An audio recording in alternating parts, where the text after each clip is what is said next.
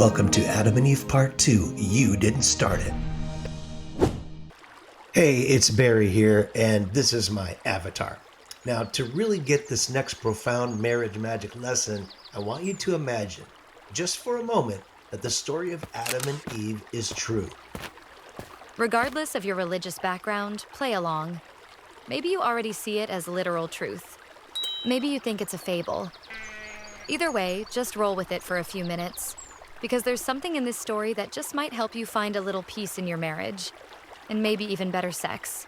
Okay, well, you have my attention. Babe, where are you going? Wait up for a second.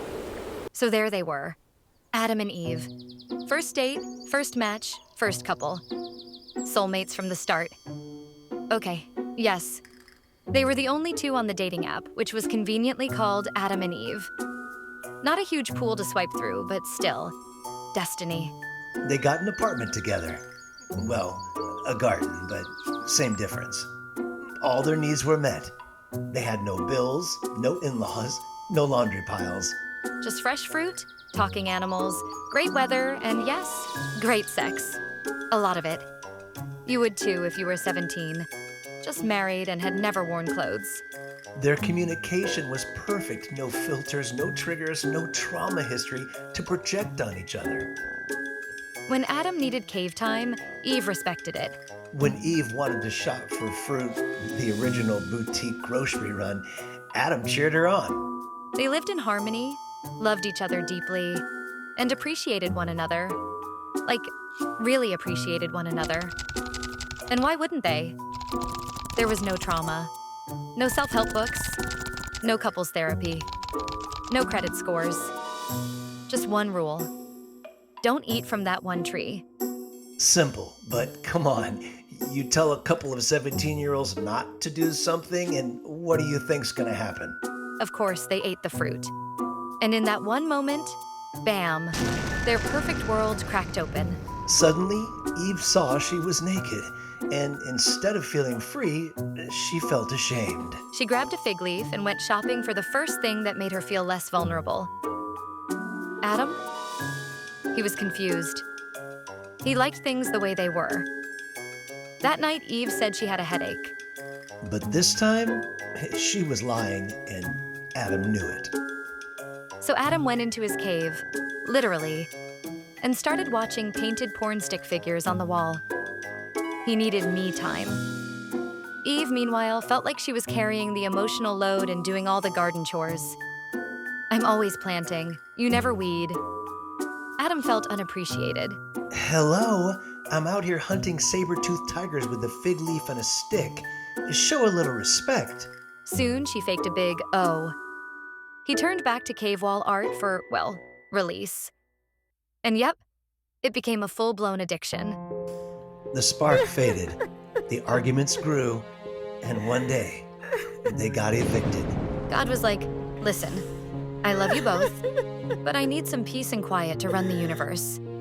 Last time you two were yelling at each other, I lost focus and accidentally created the mosquito. That's on you. So when you start itching, don't come whining. Now go, he said. You're going to need clothes, both of you, because the world gets scratchy and cold and complicated. And so Adam and Eve left Eden. They didn't just leave a garden. They left the very presence of love, the kind that isn't filtered through fear or shame or guilt. And from that moment on, every generation has been trying to get back, to find what was lost, to return to Eden. And that, my friend, is us. You didn't start the fight. Neither did your spouse. You're living in the echo of a separation that began long before you were born. Whether you believe in Adam and Eve or not, the dysfunction we wrestle with is handed down through genetics, through family dynamics, through culture. You're not just arguing about socks or who does the dishes. You're fighting a fight that started in the garden. And here's the kicker.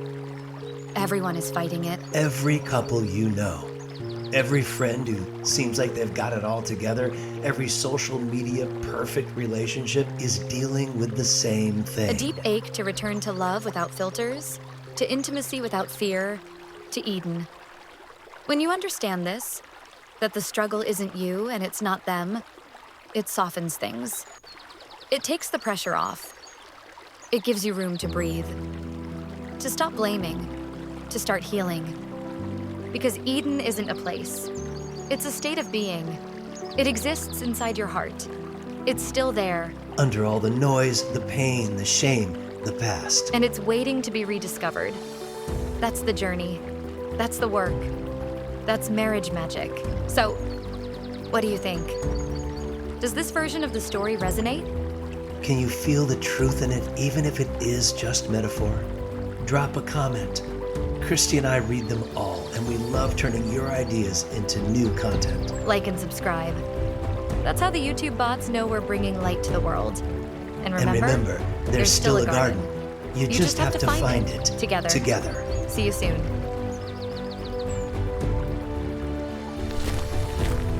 Hey, sweetheart, remember that thing you said before? Could you just hold on a sec?